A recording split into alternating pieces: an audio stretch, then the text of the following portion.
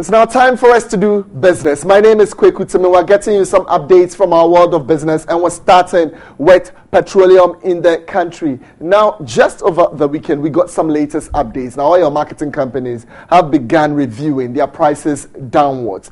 Total price per litre has been reviewed downwards to between 1 to 2%, while Allied Oil's pricing has also gone down by almost 4%. Let's talk about Guel, because they've reduced their petrol price to 3 Ghana cedis, 31 pesos, while diesel is now selling at 2 Ghana cedis, 89 pesos. Well, shortly we will be going on the phone lines where we'll be joined by Benjamin Boache. Benjamin Boache is the executive director, ASEP. He would be telling us exactly if the pricing is in line. So Benjamin Boache from ASEP would be joining us shortly to give us all the updates that we would be needing in this particular developments. Now, we would be telling you also exactly what you should be doing. So let's just move on straight to Benjamin Boache. Benjamin, many thanks for joining us this afternoon. We're sincerely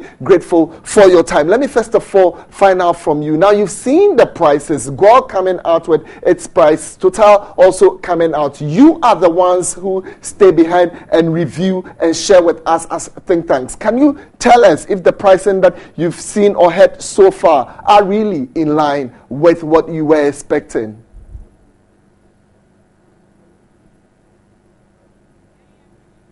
Okay, Benjamin Boache should be joining us on the line very shortly. As and when he comes on the line, we'll come back to this particular interview and we'll be sharing with you exactly what his thoughts are on this particular development. Now, Ghana's demand for fish now exceeds supply by 360,000 tons. Fish consumption per person has also gone higher than the global average. Annual catch has, however, fallen from 120,000 metric tons to 2,000 to 17,000 metric tons. That was in 2012. Details in the story.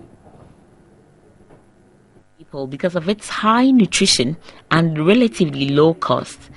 It is a preferred source of animal protein, contributing 60% of animal protein intake.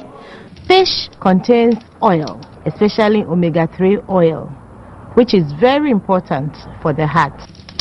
As you know, the immunity helps us to fight infection.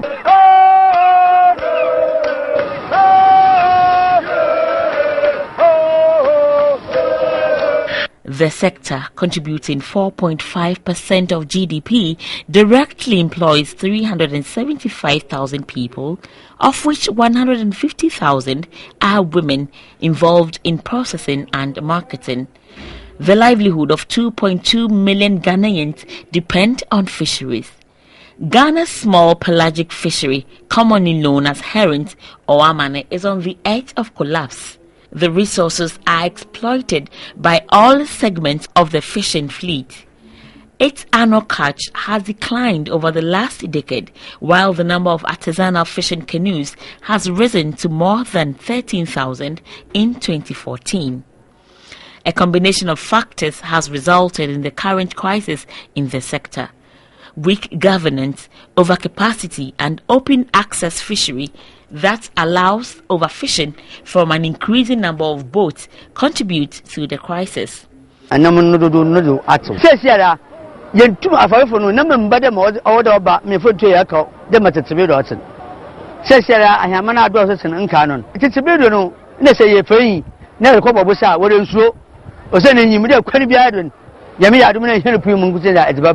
Entry into the sector has been encouraged by government subsidies.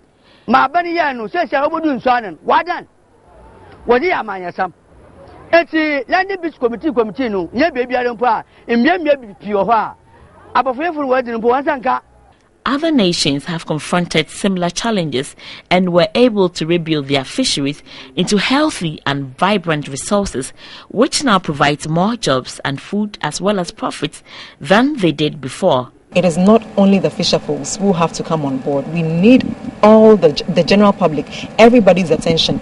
How can we all work together to ensure that we remedy the situation and we rebuild these fish stocks that are not there anymore. For the fisher folks, once they are involved in decision making, ownership is created and they feel part of the process, then we achieve voluntary compliance. The USAID Ghana Sustainable Fisheries Management Project organized the media sensitization workshop in Cape Coast for journalists.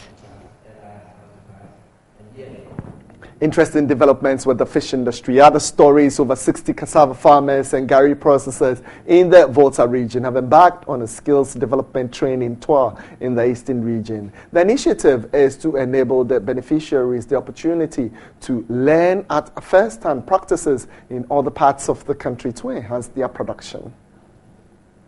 Processing in communities such as Osiabura, Kisifli, Asiedukope and Sofa are done under unhygienic conditions. Cassava dough is often displayed on the bare floor and also close to gutters, raising health concerns. The women in agri development under the Ministry of Agriculture, with financial support from West Africa Agricultural Productivity Program, therefore initiated a skill-sharing program aimed at getting the farmers to adhere to best practices.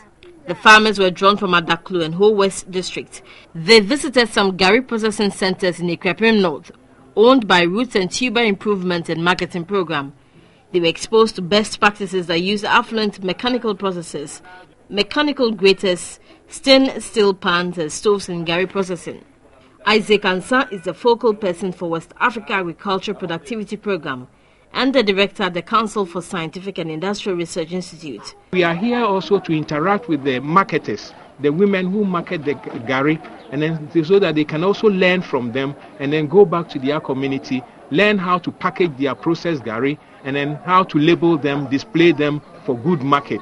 And this will create employment for the youth and the young ladies, especially those in the community.